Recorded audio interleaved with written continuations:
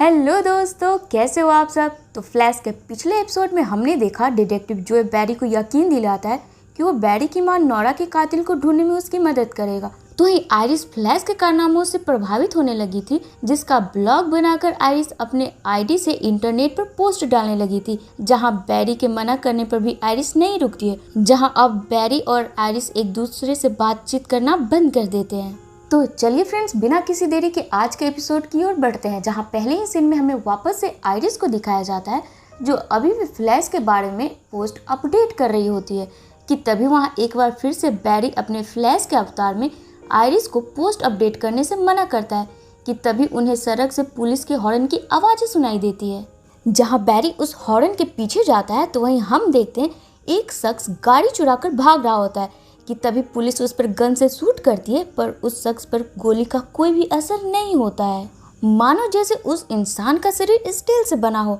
जहां इस तरह की चीजें पहली बार देखकर एडी दंग रह जाता है, जिसे डिटेक्टिव जॉय संभालता है। तो वहीं बैरी उस स्टील मैन के पीछे जाता है, पर बैरी उस स्टील वाले बाजू के सामने ज़्यादा देर टिक नहीं पाता, जहाँ वो स्टील मैन बैरी की अच्छी खासी कुटाई कर देता है और वहाँ से चला जाता है। तो वहीं घायल बैरी किसी तरह स्टारलैब पहुंचता है, क्योंकि बैरी के घाव जल्दी भरते थे। तो वहीं स्टारलैब पहुंचकर बैरी अपनी टीम को अगले मेटा ह्यूमन यानी इस स्टील मैन के बारे में बताता है। तो वहीं बैरी को लगता है कि उसने पहले भी इस शख्स को कहीं देखा है। तो वहीं दूसरी तरफ हमें जॉय को अपने ऑफिस में दिखाया जाता है, जो कि बैरी के बचपन वाली क्लिप को देख रहा होता है, ताकि इससे जॉय को हेनरी यानी बैरी के पिता के केस के बारे में कोई खास सबूत मिल सके।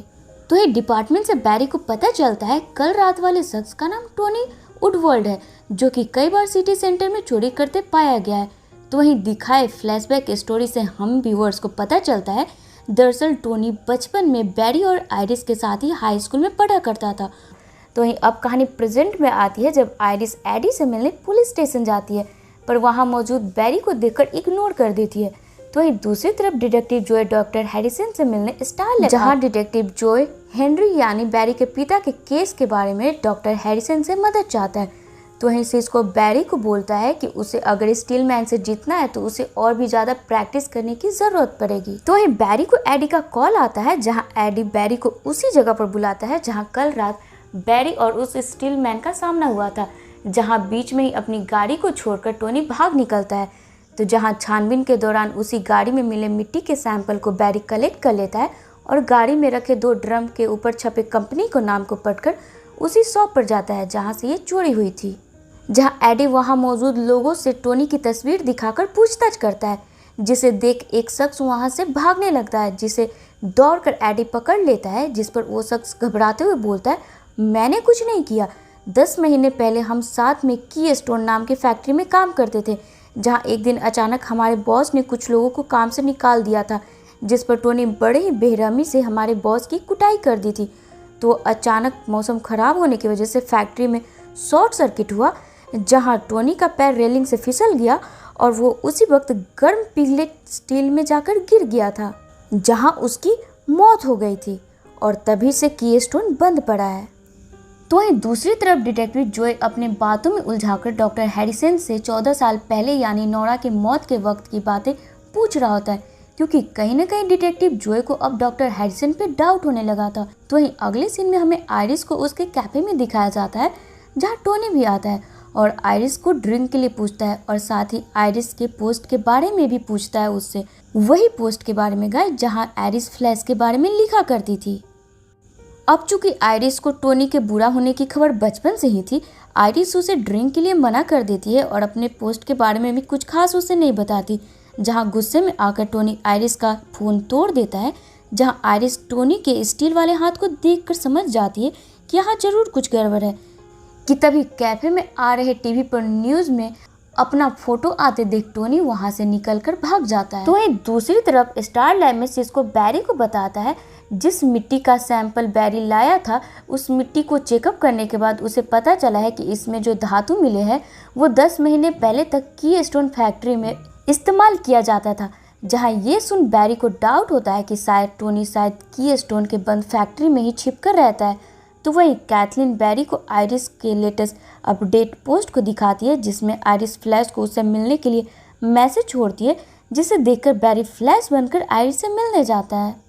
जहां आयरिस बैरी को बताती है कि कैसे उसने अपने हाई स्कूल के क्लास में टोनी को स्टील में चेंज होते देखा और साथ ही टोनी ने आयरिस को धमकी दी कि वो फ्लैश को छोड़कर टोनी की प्रशंसा कर उसका पोस्ट डालना शुरू करे। जहां आयरिस को धमकी देने की बात सुन बैरी को टोनी पर गुस्सा आता है, जहां बैरी बिना अपनी टीम से डिस्कशन किए बस उन्हें इन्फॉर्म कर की स्टोन में चला जाता है। जहां भाई लकली टोनी का ठिकाना भी वही निकलता है, पर टोनी वहां एक बार फिर से बैरी की कुटाई कर देता है और वहां से भाग जाता है। तो ही कुछ देर बाद कैथलीन सिस्को आकर घायल बैरी को वापस से स्टार लैब ले जाते हैं। जहां स्टार लैब वापस आकर बैरी का टीम बैरी को समझाता है कि यूं तो टोनी को हराना आसान नहीं है, पर हम एक काम कर सकते हैं। जब बैरी अपना सुपर स्पीड पावर को एक साथ एनर्जी लाकर टोनी पर एक ही बार में वार करे, शायद इससे कुछ बात बन पाए। तो दूसरी तरफ एक बार फिर से डिटेक्टिव जोए डॉक्टर हैरिसन से मिलकर 14 साल पहले उसकी पर्सनल लाइफ के बारे में पूछताछ करता है।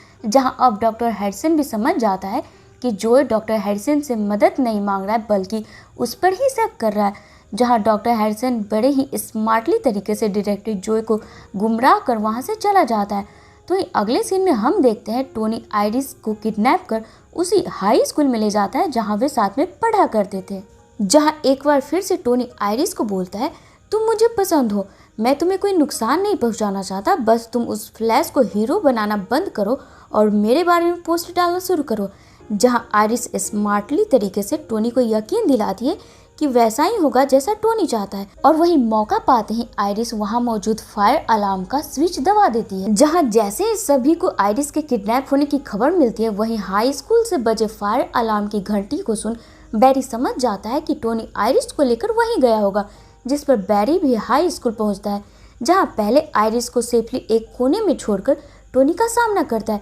पर वहां एक बार फिर से बैरी कमजोर पड़ने लगता है, जिसके बाद बैरी अपनी पूरी ताकत लगाकर वहां से पहले 5 मील दूर भागता है और वापस से उसे दुगनी सुपर स्पीड के साथ लॉर्ड टोनी पर वार करता है। जहां एक ही घूसे में टोनी बेहोश हो जाता है। और अब जब टोनी की आंख खुलती है, वो खुद को स्टार लैब के उसी जेल में पाता है जो खासकर मेटा ह्यूमन को कैद करने के लिए स्टार लैब की टीम ने बनाया था। वहीं अगले सीन में हम बैरी को देखते हैं जो आयरिस के कैफे में जाता है और आयरिस पर गुस्सा होने के लिए आयरिस से माफी मांगता है। तो ये आयरिस भी मान जाती है, क्योंकि आयरिस भी बैरी को काफी मिस कर रही होती है। तो ये एपिसोड के आखिर में हमें डिटेक्टिव जोए को दिखाया जाता है जो हेनरी के केस से रिलेटेड सभी एविडेंस को इकट्ठा कर उस पर काम कर रहा होता है कि तभी वहाँ अचानक से वही रेड और येलो लाइट आ जाती है जिसने बैरी की माँ की जान ली थी, और जो इस वक्त जोए के पास मौजूद सभी एविडेंस को चुरा लेता है और साथ ही में डिटेक्टिव जोए के लिए एक मैसेज छोड़ता है कि अगर जोए ने इस केस को